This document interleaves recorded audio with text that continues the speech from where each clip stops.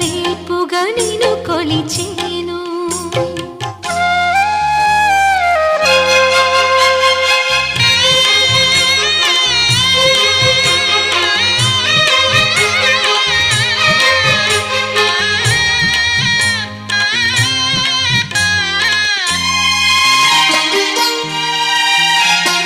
ఆలయమంటి ఇల్లు తన అక్కున చేర్చెను నన్ను.